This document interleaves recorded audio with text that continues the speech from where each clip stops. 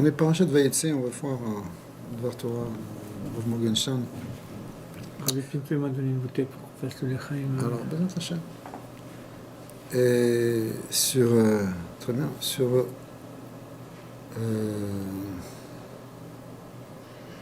le lien de, vous savez, quand Yaakov Avinu, après avoir marié ses deux femmes, qui sont Rachel et Léa, après ça, il fallait qu'il construise un peu, on va dire, sa parnassa. Et donc, il a commencé à discuter avec Lavan, et pour savoir quels animaux il allait pouvoir récupérer. Il a récupéré des animaux qui n'étaient pas forcément les meilleurs, mais en les faisant s'accoupler d'une certaine manière et avec la bénédiction, finalement, il a acquis un grand troupeau. Alors, ce qui est marqué là-bas dans le Passouk, Vayomer, là, il y a Malach.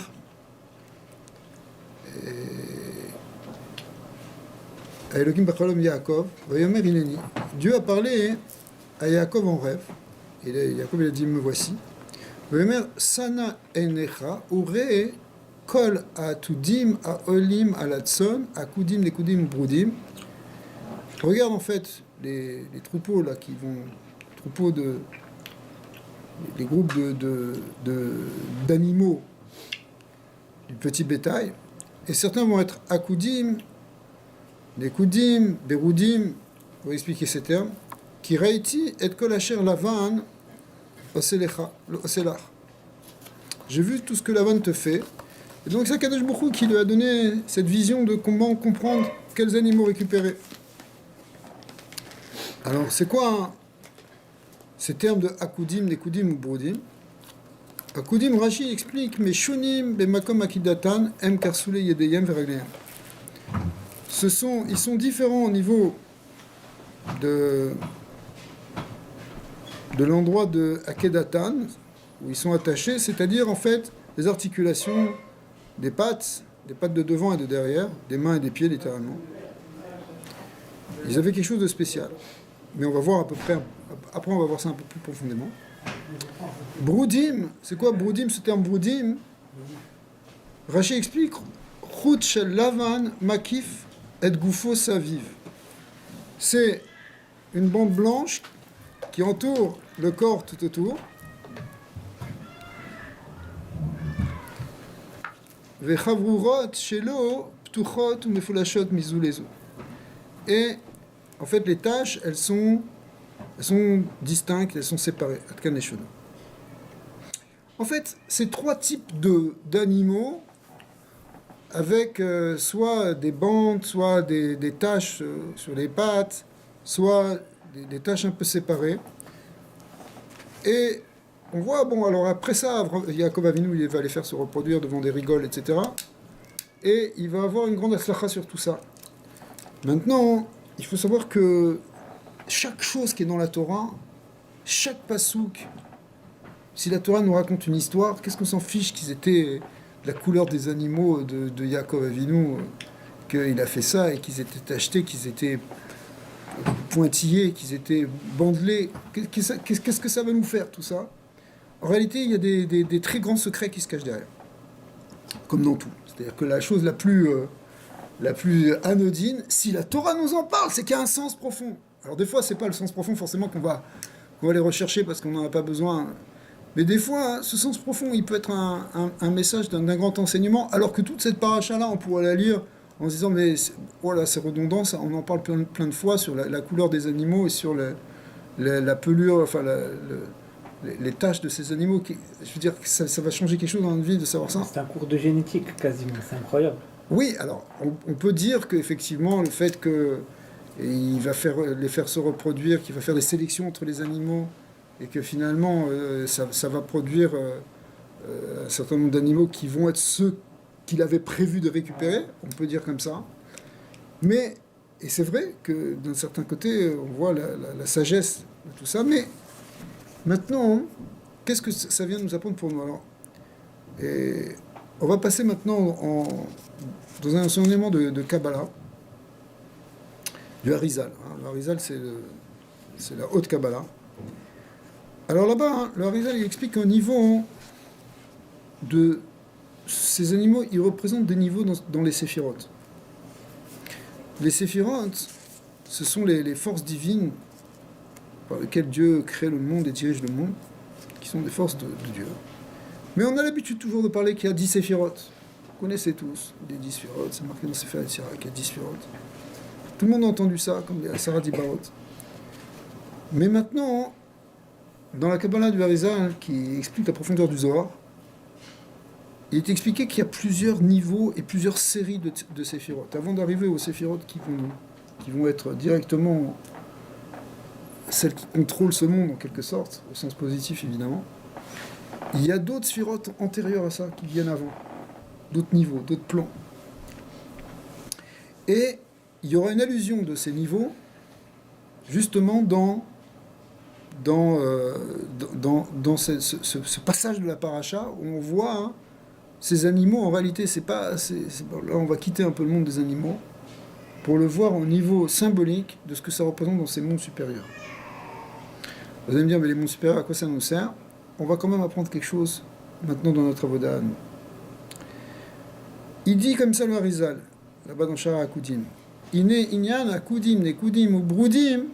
Donc c'est 3 degrés de tâche, si vous voulez.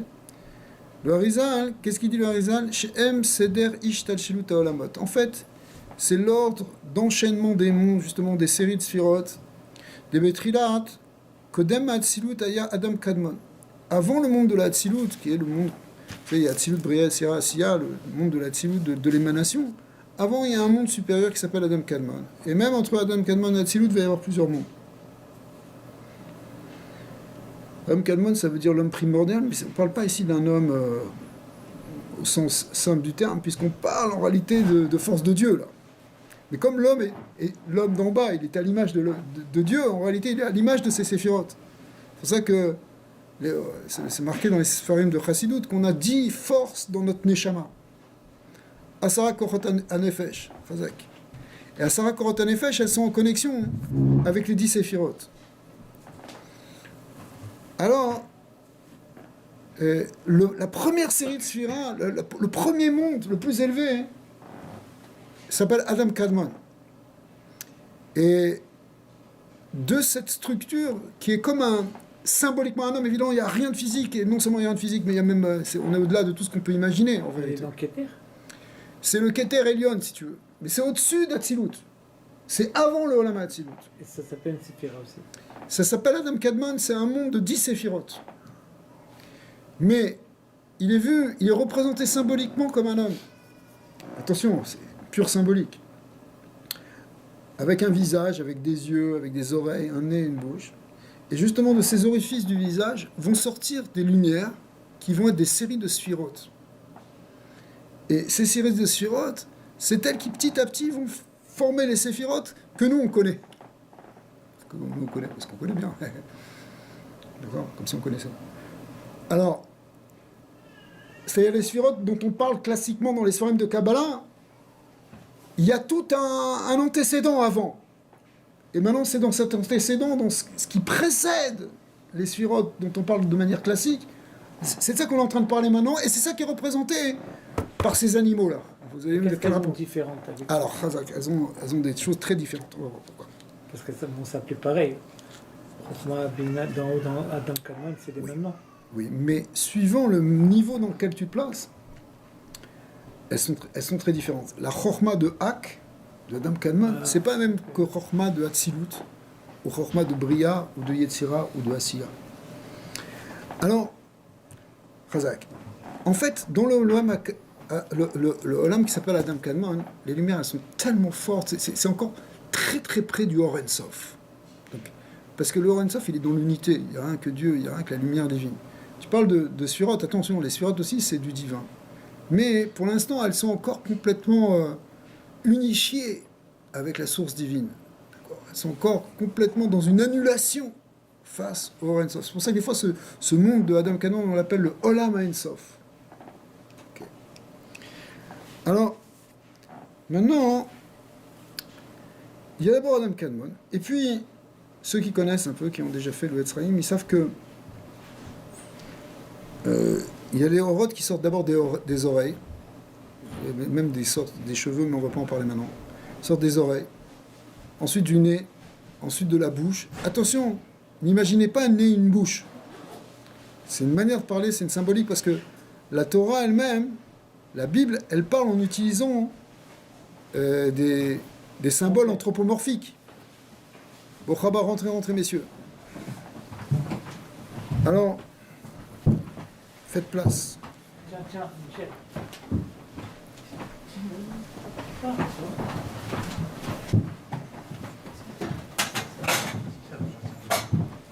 Bonsoir, excusez-nous. Avec plaisir.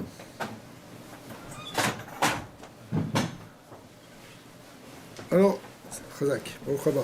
Alors, de ce qu'on appelle les Oznaïm, des Hak, des oreilles de Adam Kadmon, sortent un niveau de Sphirante, après du nez, et puis après, et tout ça c'est des niveaux, pour descendre de plus en plus, jusqu'à arriver à s'approcher des sphirotes qui vont pouvoir être en relation avec ce monde.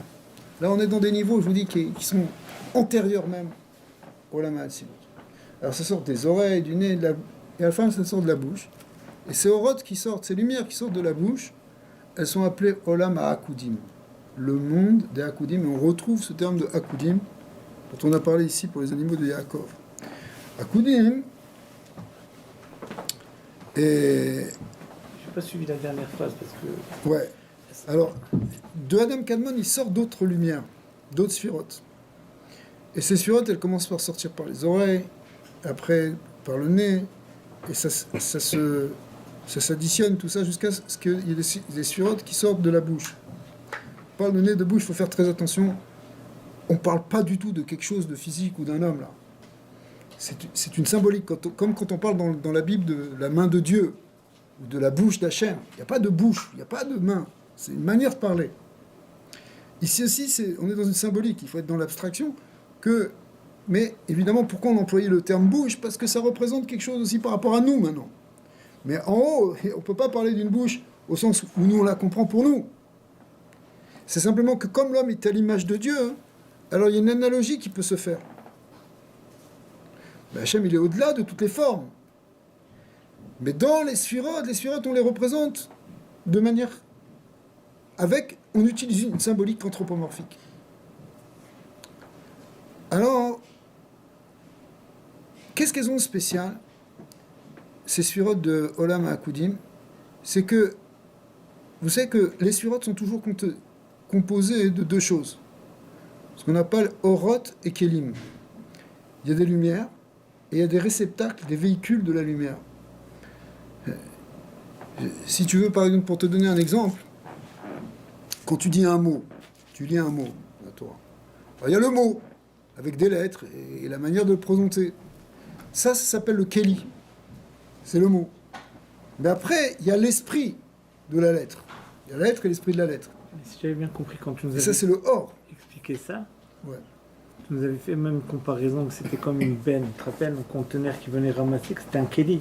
Ouais. Maintenant, la lumière, elle est la même, dépendamment qu'elle arrive dans le Keli, elle prend Non, mais pas une forcément. révélation différente. Ah, c'est pas ça.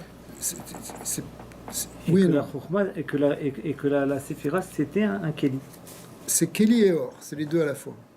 De même que si tu veux, un homme, c'est un corps et une âme. Il y a une chose... Si je te dis un mot, le mot, tu vas l'entendre.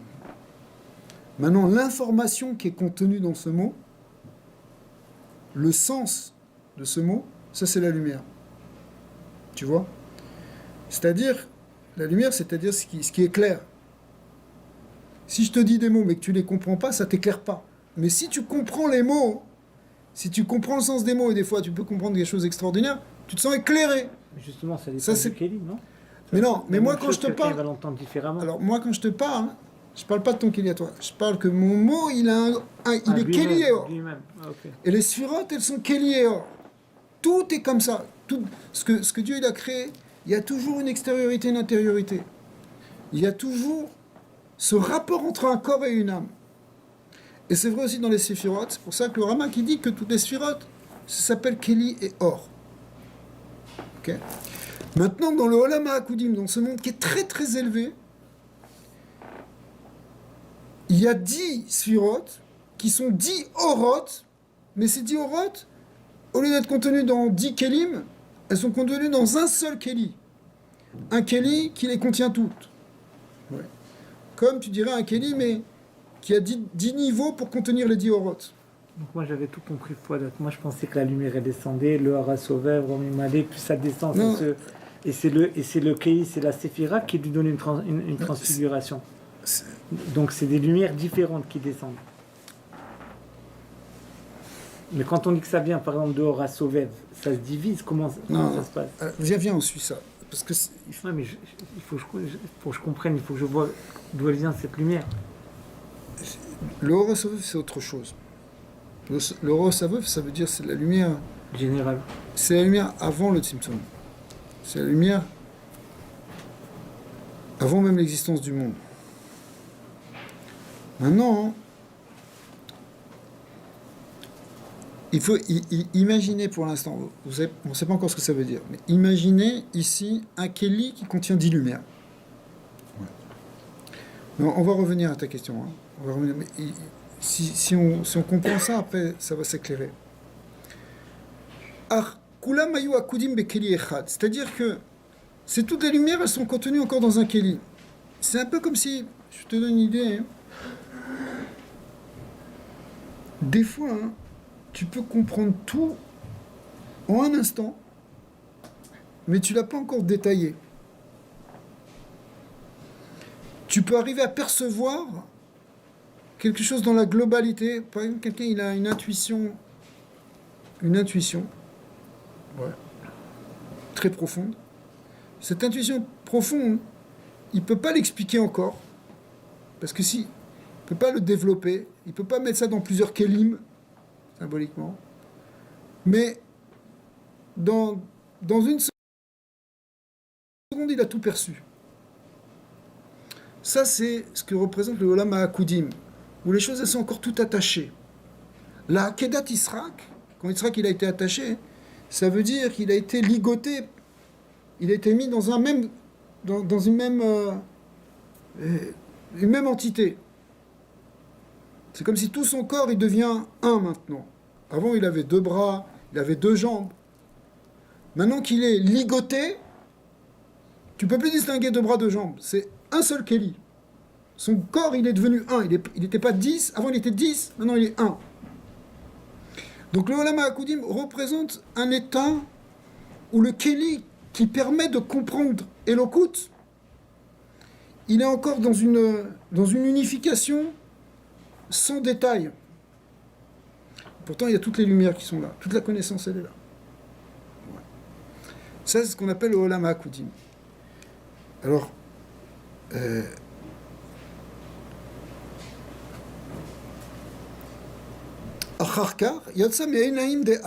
après cette étape qui a amené les lumières qui sont sorties de la bouche, après les bouches, il y a des lumières qui sont sorties des yeux. Et les lumières qui sont sorties des yeux s'appellent le Olam HaNekudim, parce que les sphirotes qui sont sorties des yeux, elles viennent d'un niveau qui s'appelle des Nekudot. Les Kudot, des points. C'est quoi les Nekudot? Il y a plusieurs manières de comprendre les Nekudot. Mais ce qui explique le Harizal là-bas, hein, c'est qu'en fait, on parle ici de tout ça. C'est quoi les séphirotes quelque part? C'est la parole de Dieu. C'est ce par quoi Dieu crée le monde. Mais Dieu crée le monde par la parole, alors les séphirotes et la parole, c'est la même chose.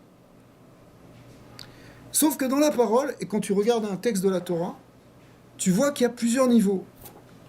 Il y a le niveau de la lettre. Et vous savez, les lettres en hébreu, ce sont des consonnes. Après, bon, Chaba, il y a le niveau des voyelles, qu'on appelle Nekudot, Otiot Nekudot. Après, il y a d'autres niveaux, les tagim, les couronnes qui sont sur les lettres. Et puis, il y a les ta'amim. Baruch haba. C'est quoi les ta'amim?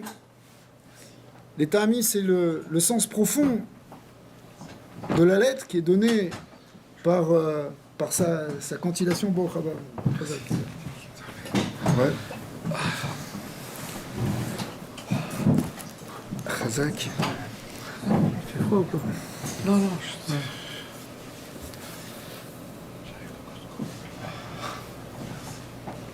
Donc les lumières qui vont sortir des yeux, toi qui aimes bien ce sujet, le Nyan de Adam Kadmon, ce qui sort des yeux de Hak, en réalité, hein, c'est des lumières qui sont plus fortes, mais là-bas, il y a 10 kelim pour 10 oroth. Ouais. Et donc, on s'approche déjà plus de la notion de Keli. Parce que dans Adam Kadmon, le Keli, on ne le voit pas. Il est encore trop fondu. Il y a trop de lumière. C'est rien que le Or Sof. Mais le Or Sof, nous, on veut qu'il descende dans des Kelim. On veut que Elokut, elle soit à notre portée. Nous, on est dans un monde beaucoup plus bas. Et dans ce monde qui est très très bas, qui est le monde de Asiya, qui est le monde le plus bas, en quelque sorte, les Kelim, ils prennent beaucoup de place. Le Keli, c'est devenu de la matière. Mais en haut, le Keli, c'est pas de la matière, c'est encore du divin, c'est encore complètement abstrait. Sauf que, il faut que ça descende progressivement, ce qu'on appelle les Shtal Shelut. La lumière et le Keli en haut. Ouais. Ben, des fois, par exemple, dans Adam Kadmon, le Keli, il est complètement baloua, il est complètement battel devant l'or. Mais il y en a un, puisque tu as dit. Il y en a, mais le Harizal, il dit, Zerak, les Saker et Taozen, c'est-à-dire, c'est juste une manière de parler, mais en réalité, c'est comme si. Comme si le Keli, il y a tellement de lumière que le Keli. Une lumière plus dense. Oh. Non, c'est une lumière infinie, c'est une lumière de Dieu, si tu veux. C'est une lumière tellement forte que tu ne peux pas dire encore qu'il y a un Keli. Mais il y a déjà le prototype. Alors, pour l'instant, je sais que je vous perds un petit peu dans ces concepts de Kabbalah, mais après on va ramener ça à quelque chose de plus concret.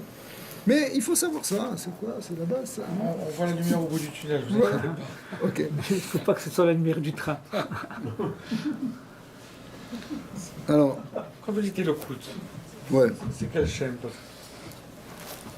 qui descend par rapport ici? C'est quoi la question? C'est quelle chaîne vous dites Elokut qu'on veut descendre ici? Non, Elokut. Parce qu'ici on a Elohim, oui, ça n'a rien à voir. Non C'est intéressant ce que tu dis par rapport au Shem. Parce que le nom de Dieu, c'est le Keli de la lumière de Dieu. Quand on parle de Elokut, c'est justement l'essence divine qui est contenue dans la lumière. Mais cette essence divine, elle est véhiculée par un mot, par un nom. Vous savez, si on comprenait jusqu'où ça va cette idée que la force de la parole, que c'est dans la parole, c'est dans le mot, c'est dans le nom, qu'il y a toute la connaissance et qu'il y a tout, et que finalement qu'il y a le divin. C'est pour ça que quelqu'un qui étudie la Torah, comme toute la Torah, c'est Shemotav Shel HaKadosh Baruch Hu, c'est des noms d'Hachem, finalement il s'attache à Elokut. Il s'attache à la lumière divine. Elokut, c'est l'essence divine. Mais cette essence divine, pour qu'elle se manifeste jusqu'à nous, il faut qu'elle passe par des tzimtzumim et des tzimtzumim, c'est-à-dire des degrés de Ishtal Shelut, et c'est ce qu'on est en train de voir ici depuis Adam Kadmon, et ça descend au Olama Akudim, Nekudim, Broudim, jusqu'à arriver à notre niveau. Par rapport au Shem, est-ce qu'on peut dire par exemple que si on dit Amonai, Ouais. le sens de Amonai, c'est la lumière, et les lettres, Chazak, c'est le chazak. Keli? Mais sauf que ce sens, quelque part, on peut le comprendre grâce justement à la connaître, mais en même temps ça nous dépasse. Oui, c'est... On sait que c'est par exemple c'est Chesed par rapport à Elohim qui est la Voilà, nature. alors par exemple c'est ça, dans le Olam à Nekudim, c'est des orodes de Sag, qui sont les Nekudot. Ben de Sag, c'est quoi? C'est des liens de Nekudot. Et c'est des schémotes qui nous permettent de comprendre les choses. La Kabbalah, elle parle surtout de ça, elle parle surtout des schémotes. Les séphirotes sont faits de schémotes et de orotes. Kélim et or. Kéli, or, toujours. Le Kéli, c'est le Shem. C'est ça, mais que c'est les lettres du Shem. Voilà. Par exemple, je te donne un exemple. Tu as un nom, et ton nom, il est important pour toi. Ton nom hébraïque correspond au code de ta Neshama. Mais c'est comme le Kéli de ta Neshama. Ta Neshama, c'est un or, c'est une lumière. La Neshama, c'est pas comme un corps, c'est pas quelque chose de physique, c'est pas quelque chose là qu'on peut palper. C'est de la lumière divine, c'est très subtil, c'est très spirituel, c'est divin en vérité, dans sa source, l'âme divine. Mais le Keli, c'est le nom, c'est pour ça qu'au moment où la Neshama, elle rentre vraiment dans le corps du bébé, c'est au moment de la Brit Mila, c'est à ce moment-là qu'on lui donne un nom. Parce que le nom, c'est le Keli de Or, qui est la Neshama. Nefesh. Donc il y a plusieurs étapes. On est parti des oreilles, du nez, de la bouche, les yeux. Et après ça, il y a encore un monde qui va sortir cette fois-ci du front. Ouais. Le troisième œil, le front. d'accord, qui va sortir un Shem qui va lui faire le tikkun du monde, Shem Ma Chadash, qui est la grande réparation, et qui va s'unifier avec, qui va réparer en réalité ce qui s'est passé dans l'étape précédente. C'était Sag. Ouais, Avsagma, pardon, Achap Ozen Chotem Pe, c'est le Shem Sag. Les oreilles, le nez, la bouche, c'est le Shem Sag. Mais dans les yeux, c'est Ben des Sag, c'est le bas qui est la Shvira. La Shvira Takelim. C'est quoi la Shvira Takelim? C'est qu'en fait, les lumières et les Kelim, ça y est, il y a 10 Kelim au moment du Olam Anekudim. Les lumières qui sortent des yeux. Sauf que les lumières, elles sont trop fortes pour les Kelim. Et ça amène une Shvirat HaKelim. Shvirat HaKelim, c'est-à-dire que les réceptacles n'arrivent plus à contenir la lumière. Mais ça, c'est avant Ak. Non, ça c'est après. Après Ak. C'est après, c'est dans les Shtal Shelut. À son descendant. C'est quand on arrive aux lumières qui sortent des yeux. Avant, il ne peut pas y avoir de Shvirat HaKelim parce que le Keli est trop battel devant le Or. Donc il ne va pas se détruire puisqu'il se fond dedans. Il se fond dans la lumière. Même dans le Olam HaAkudim, il est complètement fondu, parce que c'est la fameuse question que les Mekoubalim y posent, savoir pourquoi la Shvirat HaKelim, elle n'est pas justement au niveau du Olam HaAkudim, où il y a un Keli pour 10 lumières. Alors que dans les Koudim, on a dit il y a 10 Kelim pour 10 lumières. Et on dit c'est là-bas qu'il y a la Shvirat HaKelim. Les Kelim, les lumières, elles étaient trop fortes, comme un court-circuit, ça a éclaté les Kelim. Mais là-bas, dans le Olam qui était au-dessus, ça s'appelait Olam HaAkudim, il y avait un Keli pour 10 Orot. Alors, plus forte raison que ça aurait dû éclater. Ouais. Mais il répond. La réponse, c'est que, en vérité, il y a. En fait, cette question, c'est une question fameuse du Balatania, du Admor Hazaken. Il dit ça devrait être un Kalvachomer. Et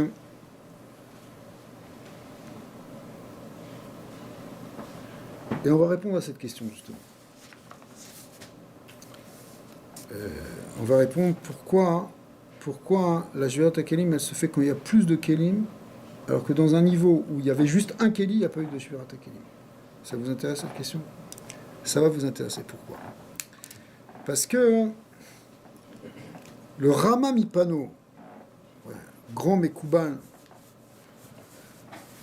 de la fin du XVIe siècle, qui était un talmide du Ramak, Rabbi Moshe Cordovero, puis un talmide du Rissaroug, grand disciple du Harizal, explique que ça en est d'ailleurs dans la Dot Biouin, ceux qui avaient fait le Etzraïm, chez Adam Agadol Be'anakim, il y a un passouk dans Yoshua qui dit Adam Agadol Be'anakim, l'homme grand parmi les géants, le grand homme. Le Rama Bipano, il dit, quand ce verset, il fait une référence au grand homme. C'est qui le grand homme? C'est Adam Kadmon. Mais dans les Midrashim, ce passouk, il est expliqué en parlant, c'est qui le grand homme? C'est Avram Avinu. Alors il explique que Avram Avinu, son shoresh de sa neshama, il correspond à Adam Kadmon. C'est lui le grand homme. Yitzhak Avinu, qui lui a été nékad à la Misbéar, qui a été ligoté, il correspond à ce Olam HaAkudim. C'est ces lumières qui sont sorties de la bouche. Et Yaakov Avinu, lui, il correspond au Olam qu'on appelle le Olam HaBroudim, dont on n'a pas encore parlé, mais qui est en fait le Olam HaAtzilut, qui est en fait Nekudim ou Broudim, à la fois le monde de la Shvirat HaKelim qui est sorti des yeux, et en même temps le monde qui a été réparé par les lumières qui sont sorties de ce front, le Machadash, et qui a réparé ces lumières, et c'est ça qui a créé le Olam HaAtzilut. Et donc le monde de la Hatzilut, c'est Yaakov Avinu. Donc Abraham, c'est le monde de Adam Kadmon qui est très élevé. Ensuite Yitzhak, c'est Akudim qui est intermédiaire. Et ensuite Yaakov Avinu qui est Nekudim Broudim, qui est le Inyan de Hatzilut. Hatzilut Rishona, Hatzilut Shnia. En réalité, même quand on creuse un peu, on voit le rapport de Esav avec le Inyan de Nekudim, puisque le Esav, qui est le frère jumeau de Yaakov, lui, il va correspondre au monde de la Shvirat HaKelim. C'est quoi la Shvirat HaKelim? C'est quand quelqu'un, il éclate, il casse tout. Comme ils savent. Et ça, il a dit, j'ai pas besoin de cette Bechora, j'ai pas besoin de... Je veux rien du tout. Et tout rejeter en vrac. Et... Il a éclaté. Comment on dit là? Il a sauté les plombs. Ouais. Ça peut nous arriver à nous, Chas v'Shalom, que Dieu préserve. Quand quelqu'un, par exemple, il se met à faire une dépression, qu'il lâche tout, ça s'appelle une Shvirat HaKelim au niveau de son nefesh. Ces Kelim, ils ont éclaté, ils ne supportent plus son existence. Ils n'arrivent plus à supporter la lumière. C'est très embêtant. Ouais. En réalité, c'est expliqué dans l'Israël que cette Shvirat HaKelim, c'est ça qui est responsable dans l'univers de tous les problèmes. Nous, on peut le faire à notre niveau, mais ça existait dans le monde. Il y a une explosion. Mais en même temps, il y a la force de réparation. Justement, ces lumières qui sont sorties des fronts, qui représentent la réparation, la reconstruction, le tikkun. Et nous, quand on fait des mitzvot, on est metaken, on répare. Chaque mitzvah, c'est un tikkun. Chaque avera, c'est une shvira, une destruction. Et on est entre les deux. Soit on répare, soit on détruit. D'accord? Mais tu nous avais dit que le monde de Tau, il appartenait, ça, c'était plus haut que notre... Chazak. Alors justement, on voit que le Olam HaNekudim, c'est une étape qui vient avant le Olam HaAtzilut, qui est la première étape de l'Atzilut. Donc en fait, le Olam de Esav, il est plus haut, il est plus élevé. Il est plus grand. Si Esav, il avait vraiment tenu, c'est lui qui aurait été le Mashiach ben David. Yaakov était Mashiach ben Yosef. Mais comme il ne l'a pas fait, c'est Yaakov qui est obligé de tout récupérer, de tout réparer. Pour ça qu'il est obligé de galérer chez Lavan, il est obligé de... Si Esav, il n'avait pas voulu tuer son frère et il avait toute cette histoire, Yaakov, il serait resté tranquillement dans la tente. Il aurait fait le travail du tikkun de l'intérieur, de la pnimiote. Et Esav, il aurait fait ce qu'il avait à faire. Maintenant, voilà que Yaakov, il est obligé, c'est pour ça qu'il est obligé d'aller chez Lavan. Tout ça, c'est pour réparer. Vous savez que quand on travaille, nous aussi, parce que chez Lavan, c'est l'idée du travail, en fait, on répare la création. C'est une réparation de la création. Parce que on fabrique des choses, on construit. Ça s'appelle un birou, ça s'appelle un tikkun. Au niveau gashmi, on ne s'en rend pas compte, on a l'impression qu'on fait ça simplement pour la parnassa. Mais en réalité, on fait des birourim, on arrange le monde. Ouais. C'est pour ça que là, toute cette histoire que là, il s'occupe de troupeaux, etc. En réalité, c'est un birour du monde, un tikkun du monde. Yaakov Avinu, il est obligé de faire ça parce qu'il y a eu une Shvirat HaKelim, qui a été incarnée dans sa vie par son frère. Ouais. Mais en réalité, chacun de nous, on fait ça. Et quand on se laisse aller et qu'on fait n'importe quoi et qu'on détruit, et ça peut être dans plein de niveaux, hein, c'est qu'on se rattache à cette force de Shvirat HaKelim. Ouais. Du Olam HaNekudim.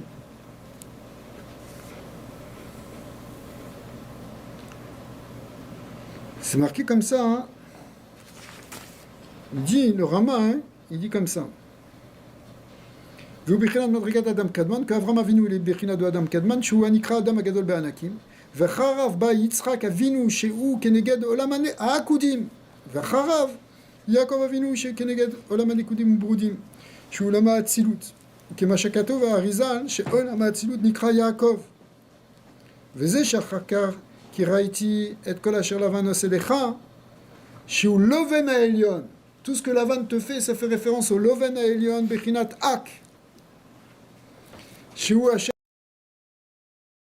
Asa et Kol HaMadrigot Heilu, chez la Koudim, les Koudim ou Broudim, tout ça c'est sorti de... Cette Ishtachelut de Olamot, elle est sortie justement d'Adam Kadman. Ok. Alors, pour l'instant, on est un peu dans le théorique, mais on va arriver à quelque chose de plus concret. C'est marqué comme ça, Vayetse, hein. Yaakov mi Beersheva. On dit au début de la paracha que Yaakov il est sorti de Beersheva. Vayelech Harana. Il est allé vers un endroit qui s'appelle Haran. Or Haran, les Chachamim disent, Haran ça veut dire Haron Af Shel Makom. C'est l'endroit du din, de la colère, de l'énervement, de la Avodazara. L'Avodazara, c'est la colère, c'est pareil que l'Avodazara disent les Chachamim. Ouais, Kol HaKohes Kilu Aved Avodazara. Pourquoi? Parce que on est déconnecté justement de la lumière d'Hachem. Parce que quand il y a une Jvirat HaKelim, la lumière, on n'arrive plus à la capter. Et Davka Yaakov Avinu qui était dans le Makom Kadosh, Be'er Sheva, Sheva ça représente le 7, c'est quelque chose, c'est la joie, mais c'est le 7 aussi, c'est la Malchut, c'est la Shrina. Il était dans la Gdusha, il était chez ses parents, dans Eretz Israël, là-bas, à côté du puits, il y avait un puits à Be'er Sheva qui représente la Shrina. Et il quitte ça, il va en Chous Laaretz, dans un endroit qui s'appelle Haran, qui est le Haron Af, qui est l'endroit des clipotes. Chez la vanne, qui est Arami, c'est la ruse, c'est le mal, c'est tout ce que tu veux. Ouais. C'est le mensonge. C'est l'idolâtrie. Alors pourquoi il va là-bas? Il va là-bas pour réparer le monde. Comme on explique à Pichasidut que notre Neshama, elle descend dans un monde qui est justement plein de malais, shratzim, etc., qui est plein de décors, c'est plein de difficultés, mais on vient, notre Neshama, elle est en mission pour réparer ce monde. Faire un tikkun du Olam. Tant que Yaakov, il était à Beersheva, il était chez son père. Chez ses parents, il était chez son père Yitzhak. Tant qu'il était attaché au Olam HaAkudim, à cet endroit encore de Gdusha, où tout est dans l'unité, comme... Vous savez, Yitzhak Avinu, il est appelé Olat Mima. Olat Mima, ça veut dire un pur holocauste, parce que quand il a été ligoté et mis sur un autel, ça a été considéré comme s'il avait été sacrifié. L'offrande a été faite.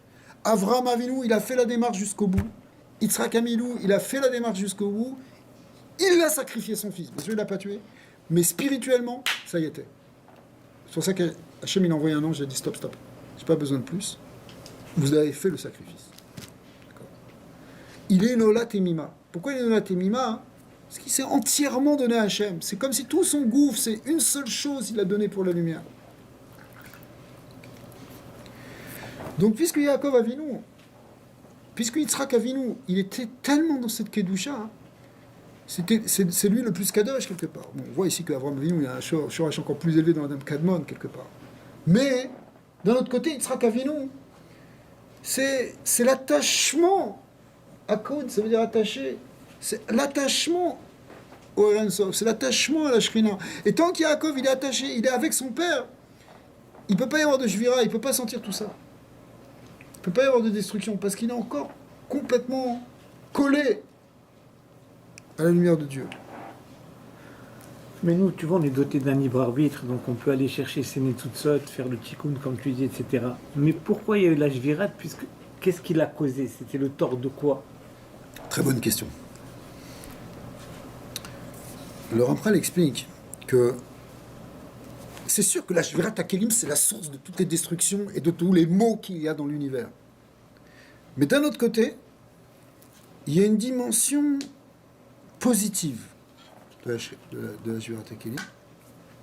C'est un peu de ça dont on va parler justement. C'est que cette brisure, Shvirat, c'est une brisure, elle permet la dissociation par rapport à une matrice, par rapport à une source. Donc le monde, il est tellement fondu dans Dieu, comme dans ce monde supérieur où toutes les lumières, les Kélim sont très très attachés.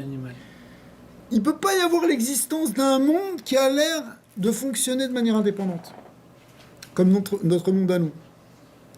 Et si ça ne fonctionne pas de manière indépendante, il ne peut pas y avoir de libre arbitre. C'est comme si le bébé, et c'est ça en fait c'est ça le sujet, le bébé, quand il va sortir de la matrice de sa mère, c'est une brisure, c'est une rupture, et qui se fait d'ailleurs dans la douleur. Ouais. Mais cette coupure, elle est tout à fait nécessaire pour qu'il y ait l'existence de ce bébé, sinon il est encore une partie de sa mère. Donc l'univers, il faut qu'il soit coupé à un moment, il faut couper un cordon ombilical pour pas qu'il soit fondu dans la lumière de Dieu, sinon il n'existe pas vraiment. Il existe en temps... C'est pour ça que dans le Olam HaAkudim, on l'appelle Maté Velo Maté. Il existe, mais il est fondu en même temps dans la lumière de Dieu. Mais après, quand il arrive, après la Shvira, alors il y a la cassure. Alors c'est pas bien la cassure. Mais d'un autre côté, si tu répares la cassure, après tu peux faire un bond qui lui va pouvoir fonctionner de manière... avec une forme de relation de parité avec Hachem. Dieu, il ne veut pas qu'on soit simplement des purs robots sans volonté. Il veut qu'on ait notre volonté. Mais qui dit notre volonté personnelle, ça veut dire que ça peut être du Yetzer Hara. Mais le jour où tu répares ton Yetzer Hara, toute ta volonté, tout ton désir, il permet d'adhérer à Dieu, mais de manière volontaire. Hachem, il ne veut pas qu'on soit des gens passifs. Il veut qu'on soit comme sa fiancée. La fiancée, elle n'est pas annulée par rapport à son mari. Elle a aussi sa volonté. Ouais. Et elle peut se mettre face à face et regarder et échanger avec le fiancé, avec Hachem. Vous voyez l'image? Akadosh Baruch Hu, il attend de nous qu'on soit des êtres adultes, qu'on prenne des initiatives, et en même temps qu'on le serve. Mais pas qu'on le serve parce qu'on est asservi. Ça, c'est pas le judaïsme, ce qu'on retrouve dans d'autres endroits, où l'homme il doit être complètement annulé, complètement écrasé. Alors, ça, il y a des moments où on comprend la puissance divine et que on s'annule devant lui. Mais s'annuler devant lui, ça ne veut pas dire qu'on va pas prendre des initiatives justement pour amener le tikkun à l'homme. Les gens qui veulent que s'annuler à Dieu, ils réparent pas le monde. Tu vois ça dans des pays orientaux, tu vois ça dans l'islam, tu vois. Il n'y a pas de tikkun à olam. Il y a une soumission. Mais le monde, il évolue pas. Pourquoi il évolue pas? Parce que l'homme, il se responsabilise pas comme un partenaire de Dieu dans la création. Il n'est pas le shoutaf d'Akadosh Baruch Hu. Et pour être un shoutaf, un partenaire, un associé à Hachem, il faut que tu sois même un être indépendant avec des choix que tu peux faire. Peut-être des erreurs, mais en tout cas, tu as le choix de prendre des initiatives. Abraham Avinu, il prend des initiatives. Moshe Rabbeinu, ils prennent des initiatives, ces gens-là. Parce que ils sont détachés. Sauf que Yitzhak Avinu, on n'a pas cette impression-là quelque part. C'est pour ça qu'on ne parle pas beaucoup de lui dans la Torah. Attention, c'est lui le plus kadosh, et c'est grâce à lui qu'on va être sauvé, etc. Mais justement, lui, il est olatzmima, il s'est offert complètement. Ouais. Il s'est offert complètement à Dieu. Et on a besoin de ça, parce que c'est parce que Yaakov, il est attaché à Yitzhak, qu'il ne va pas tomber dans la jvira d'Esav. Mais même ceux qui n'ont pas forcément cette vécoute, ouais. Ils participent quand même au tikkun olam. Tout participe au tikkun olam. Au point de vue de la création, si tu veux, il faut qu'il y ait une explosion. Il faut que ça fasse tohu vabohu à un moment. Il faut que ça éclate pour séparer. Pour que la création... Même dans la vision de physique moderne, le Big Bang, c'est la Shurat Kelim. Le Big Bang, c'est pas le Tzimtzum. Le Tzimtzum, c'est avant. Big Bang, c'est à 10 puissance moins 43 secondes. Le temps zéro, c'est le Tzimtzum. 10 puissance moins 43 secondes, c'est la Jura. C'est là que ça éclate. Et après, ça va, jusqu'à finalement, ça se construit. Au bout d'un certain temps, 380 000 années, il y a la lumière qui commence à jaillir. Parce qu'avant, elle est bloquée. Ça, c'est la vision moderne. Mais c'est ce qu'on voit aussi BRR dans la Kabbalah. D'accord ? Est-ce qu'il la numérise comme ça avec des chiffres et... Non, nous, c'est avec des schémotes. C'est des shtat shemot à Olamot. Et en réalité, on parle dans des niveaux rouhani. On parle dans des niveaux spirituels. Mais on retrouve ça même dans la création matérielle. Comment de Yitzhak Avinu qui était au Lettre Mima sentirait ça? Et...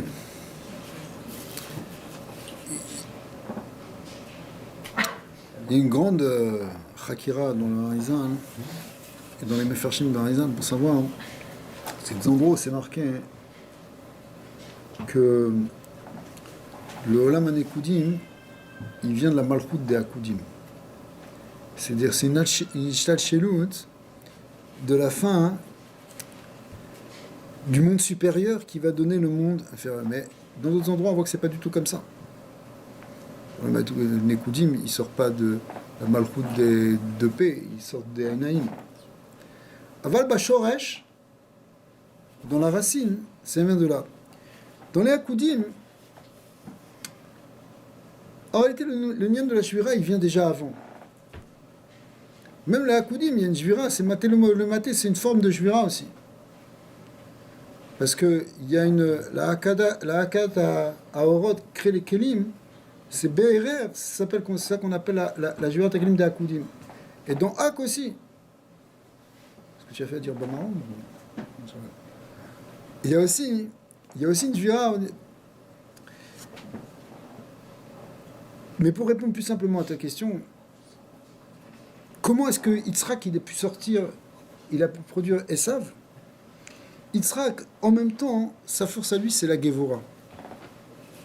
Parce que c'est quoi la Gevora? C'est justement les efforts et la Messirut Nefesh qu'on peut faire pour se rapprocher d'Hachem. Ezu, Gibor, Akovesh et Yitzro.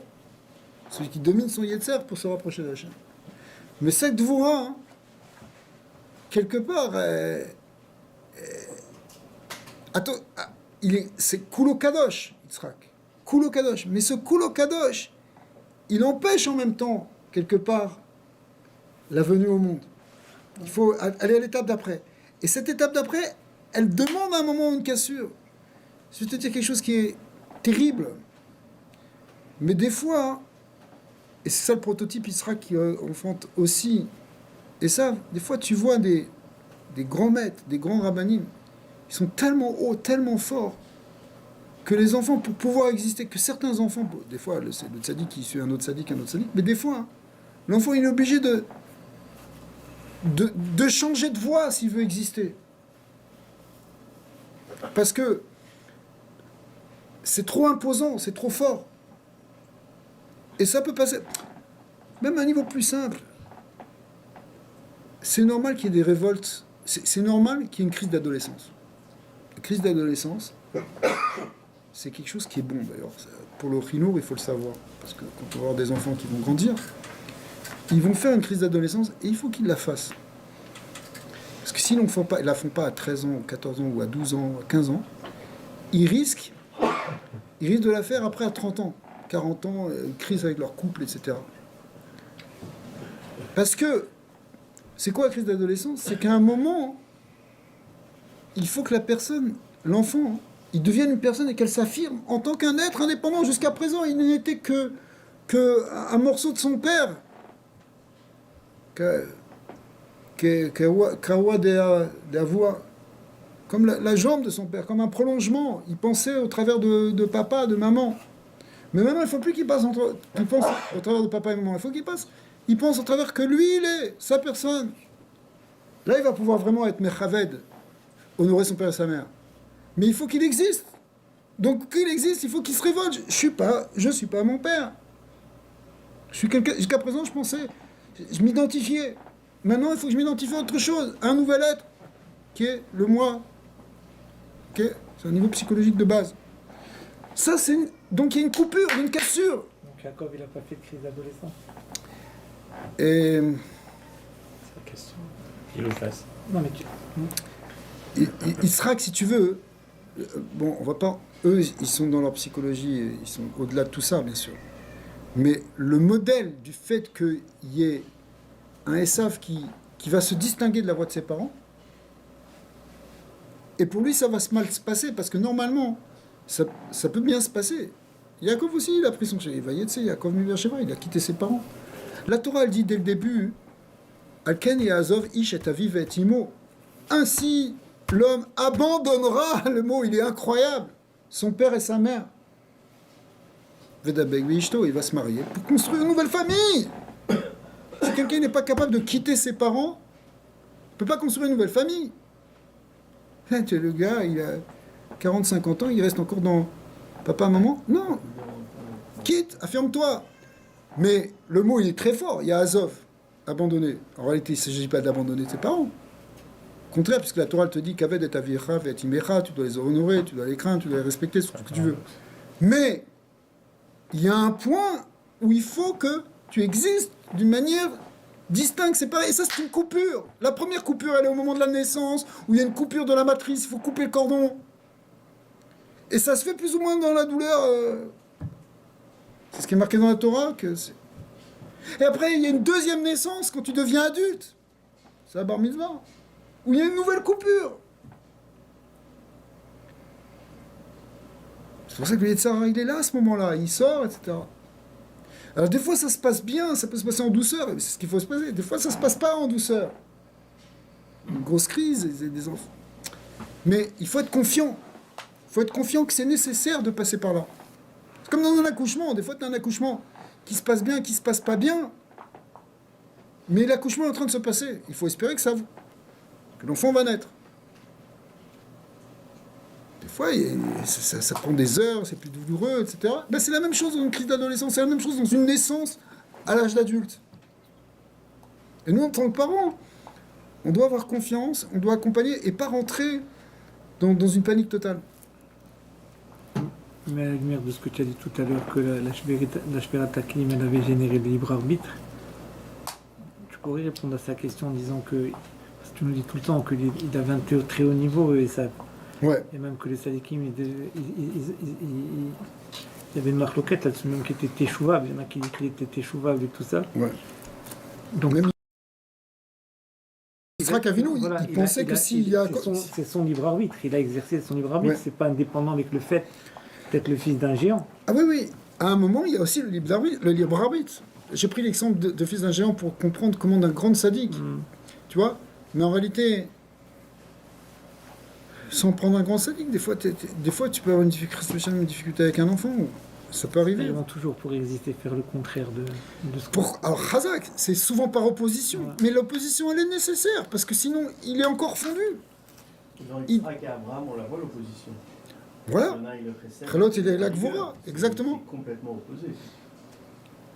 C'est complètement opposé. Mais la direction, elle est la même. La direction, elle est la même, mais il a pris une voie différente, quand même. Ça, pour l'exprimer. Avraham, mais c'est le prototype de la révolte qui a marché. Avraham Avinu, encore plus, Avraham par rapport à Terrar. Parce que Terrar, lui, il était... Il a changé de direction. 180 degrés. En fait, tu sais, d'un certain côté, il a changé de direction. D'un autre côté, tu peux voir Avraham comme celui qui a reconnecté avec ceux qui étaient au-dessus de Terrar. Il a reconnecté avec Shem, avec Ever, avec ses autres ancêtres. C'est comme si quelqu'un, maintenant, il se souvient, par exemple, pour moi ou pour n'importe qui, son grand-père. Son arrière-grand-père, c'était un tzaddik. Ou son arrière-grand-père, c'était un tzaddik. Et puis, bon, après, bon, c'était aussi des tzaddikim. On est tout le Vamer Kulam tzaddikim. Mais disons qu'il y a eu un refroidissement, ou un changement. Et puis, à un moment, quelqu'un fait tchouva, il reconnecte. Ben ça, c'est Avraham Avinu. Avraham Avinu, c'est pas le premier monothéiste. C'est celui qui a ramené la religion originelle, qui était celle de Adam, celle de Noir, celle de Shem, de Ever. Il l'a ramené, il l'a actualisé, il est allé plus loin. Mais, en fait, c'est comme le gars qui se souvient de qui il est. Terrar, il s'était assimilé, il était là, il était devenu un ministre, il était devenu... il était rentré dans le système de l'époque, mais... Quand on parle de la notion que le monde supérieur, le Kéli est vraiment fondu devant la lumière, ça correspond un peu avec cette idée aussi que le père, des fois, il paraît très imposant par rapport aux enfants, ce qui fait qu'il reste collé à lui. Mais est-ce que ça dépend aussi du fils, de lui-même, ou c'est seulement un comportement qui dépend du père ou... Est-ce que c'est dans les deux sens ou c'est juste dans un sens? Bien sûr, si tu veux, mais... Bah écoute, en fait, en tant qu'être humain, normalement, on va expérimenter l'état de fils et l'état de père. Si tout se passe bien, ça t'achète. Donc... Ça va de père. Ouais, ça va de père. Mais oui, mon fils. Alors,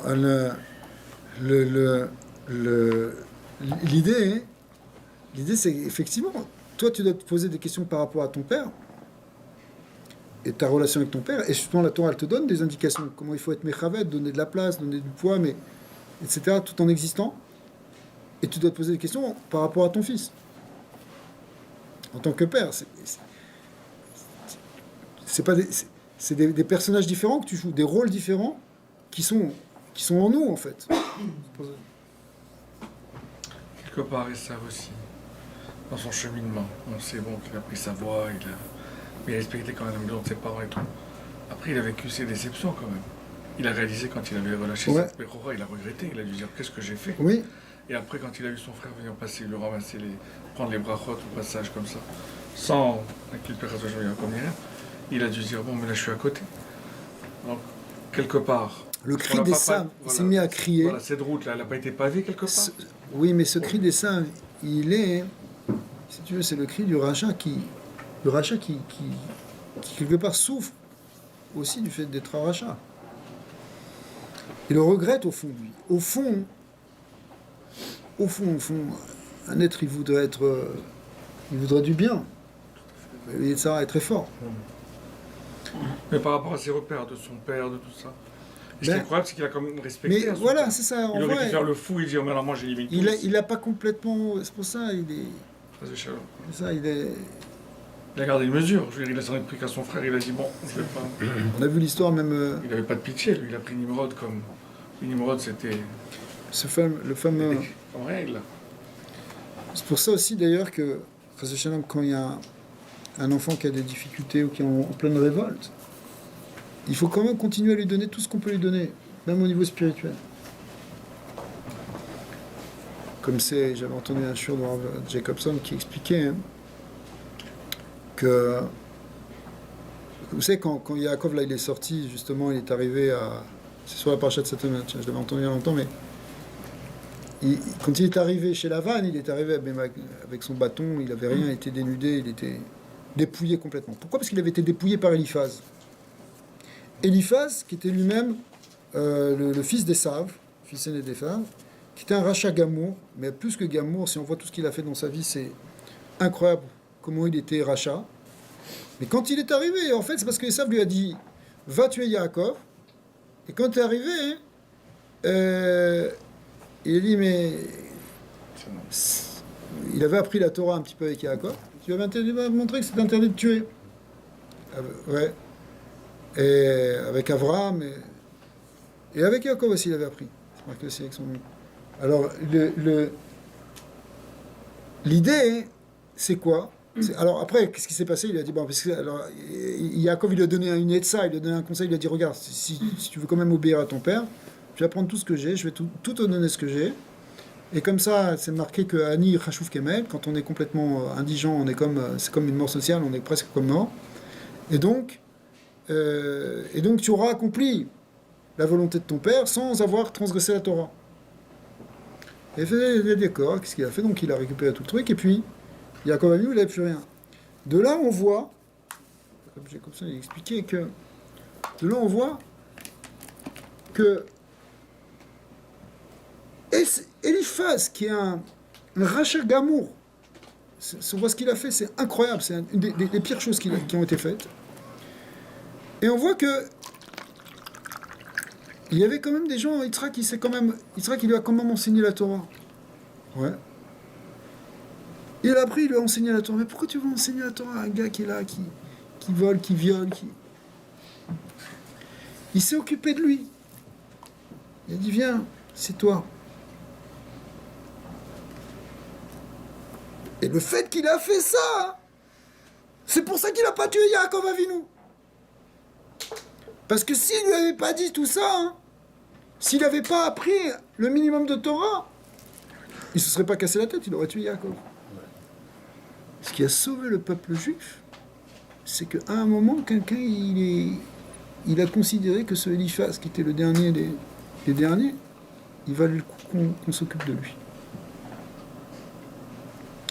Donc nous, Chas v'Shalom, que Dieu préserve, qu'on ne commence pas à dire, ouais, celui-là, de toute façon, ça vaut pas le coup que je... Non. Montre-lui de l'amour. Montre-lui, donne-lui ce qu'il peut recevoir. Pour l'instant, il ne peut pas recevoir beaucoup, parce qu'il a cassé les kelim. Mais même dans les casser les kelim, tu peux donner une chayout minimale.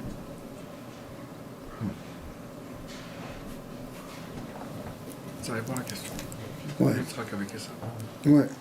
Il a gardé chez lui, donc. Ouais, finalement, c'est ça. Des fois, tu vas t'occuper de qui ? Du meilleur ou du dernier ? C'est ça. Alors, il y a un papa et une maman, il y a toujours un qui fait là. on va lier ici maintenant cette idée avec la notion de Emouna et de Bitachon. Alors, c'est marqué dans le Ramban, Nachmanide. Sur l'union de l'Emouna et le Bitachon, il explique de la manière suivante. Il demande, c'est quoi la différence qu'il y a entre Emouna et Bitachon ? C'est quoi alors? C'est quoi? Dans la Emouna, hein, c'est quoi la Emouna? C'est que tu sais que tout vient d'Hachem. Ouais. Tout vient de Dieu. C'est ça la Emouna. Alors qu'est-ce que ça rajoute le bitachon? C'est quoi le bitachon? Qu'est-ce qu'il y a en plus dans la notion de bitachon? Bitachon qui veut dire, en hébreu moderne, bitachon ça veut dire la sécurité. Rabat. C'est quoi l'union de bitachon? Qu'est-ce qu'il y a de plus? Alors il explique. Le Ramban explique que la Emouna, c'est l'ilmod ha'inyanim shelo beshat hanisayon. Emouna, c'est tu es en train de parler et tu apprends les choses et tu construis ta foi, mais quand tu n'es pas encore dans l'épreuve. On ne soit pas dans les épreuves.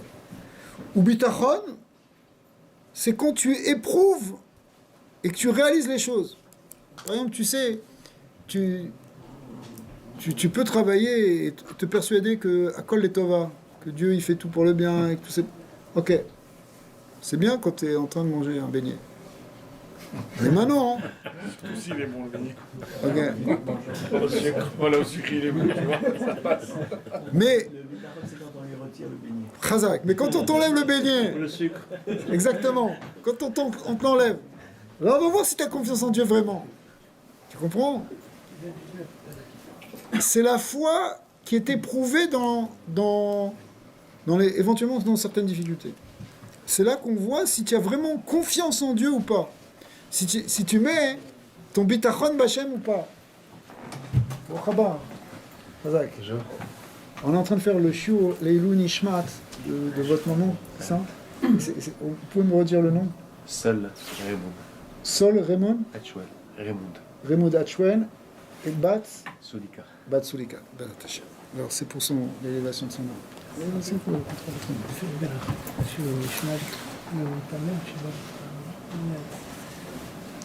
Alors le bitachon, c'est quand on est dans l'épreuve, chas v'shalom, on veut pas d'épreuve, mais c'est là qu'on va voir si on a vraiment confiance en Dieu ou pas. Maintenant, ça c'est un avis, c'est l'avis du Ramban. Et le Rav Tzvi Hersh Midichov, qui était un des premiers grands chassidim, et c'est marqué aussi dans d'autres Sfarim Akedoshim, d'autres Sfarim de Chassidut, il explique d'une manière différente. Il dit que la Emouna, ou sheyodea she'akol beyad shamayim, bidei shamayim, ve'akol yeh bevadai letova. Quelqu'un, c'est quoi la Emouna? Si tu sais que tout vient d'Hachem, akol letova, ça c'est Emouna. Qu'Akadosh Baruch Hu, c'est Raktov, tu sais que Dieu il fait rien que du bien. Le bitachon, הוא שיש אמונה כל כך חזקה באופן שכבר עכשיו ירגיש איך הכל הוא טובה מרוב מדרגת הביטחון. Quelqu'un, il a mangé un beignet qui était amer, pour continuer notre machin. Tu as mangé un truc qui passe pas. Alors tu peux dire, bon, je sais que c'est les tova. Pour l'instant, c'est pas bon. Il y avait un os dedans. D'accord? Il y a quelque chose qui est difficile dans ta vie, quelque chose de dur dans ta vie. Tu as mis mouna, tu dis, mais bon, akol et tova. Mais bitachon, c'est pas que tu dis akol et tova, c'est que tu le vis comme un tov. Tu es déjà dans une simpra, tu es déjà dans une argacha, d'une métikoute, de quelque chose de plus doux que, apparemment, l'amertume de cette épreuve. Pour l'instant, quand tu es dans le bitachon, tu sens plus que c'est de l'amertume. Et l'image qu'on donne, et ça va rejoindre ce qu'on a dit tout à l'heure, c'est-à-dire que ce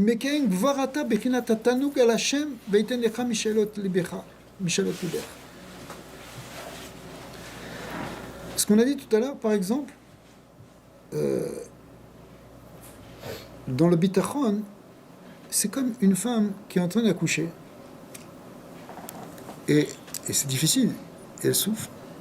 Mais en même temps, elle a quelque chose en elle qui est déjà une joie de voir ce bébé.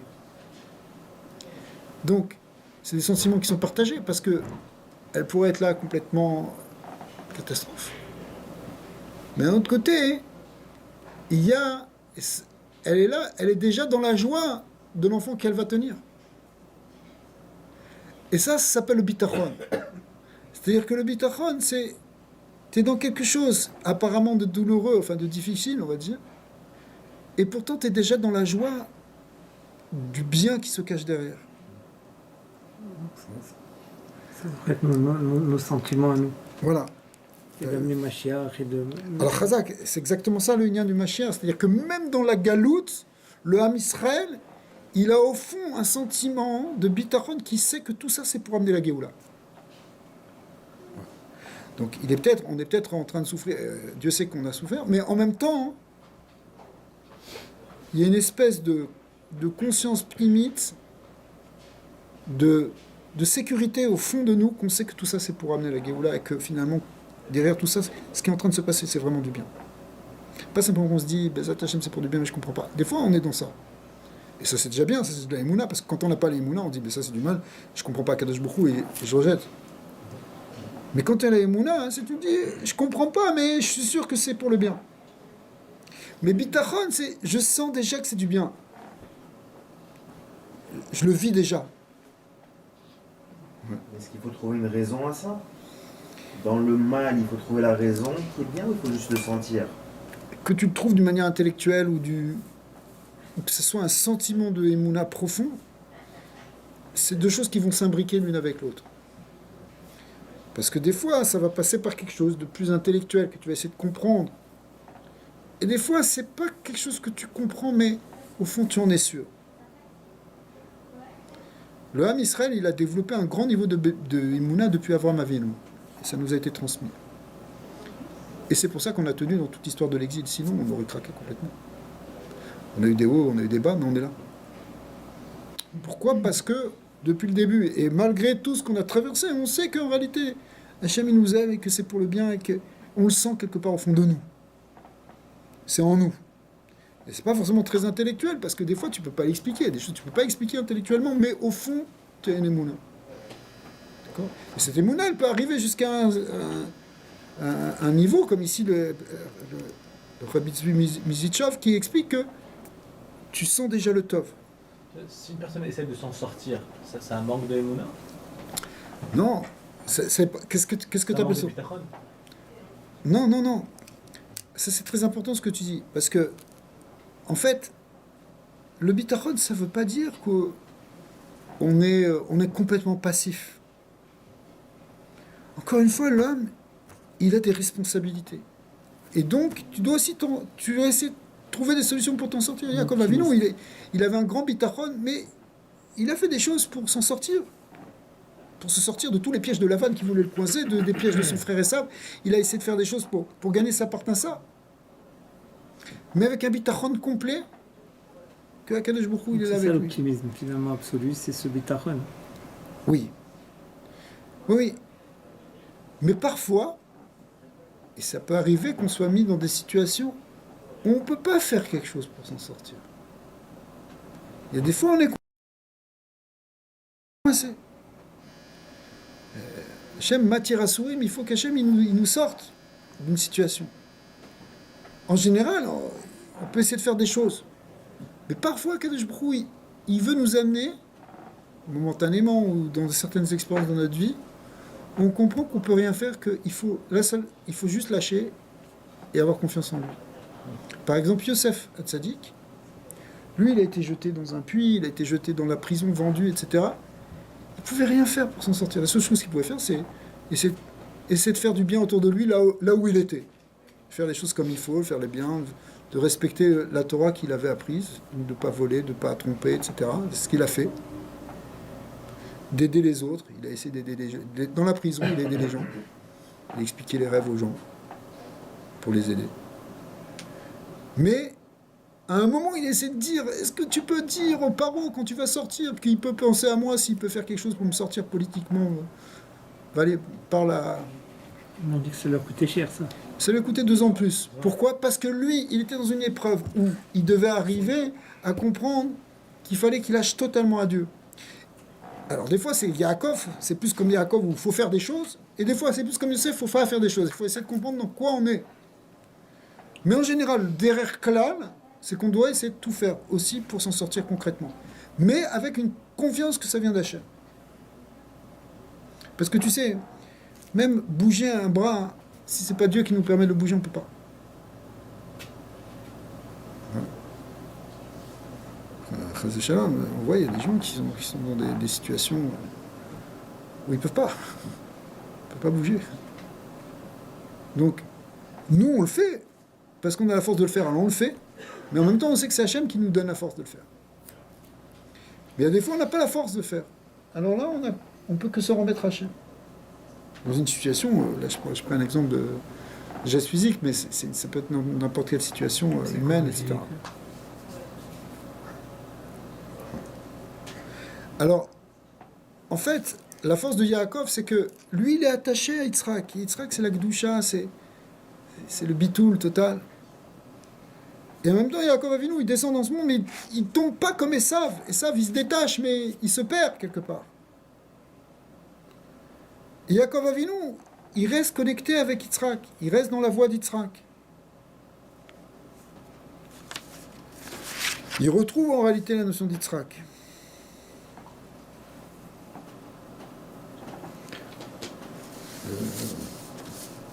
C'est marqué, hein, quand il est arrivé, hein,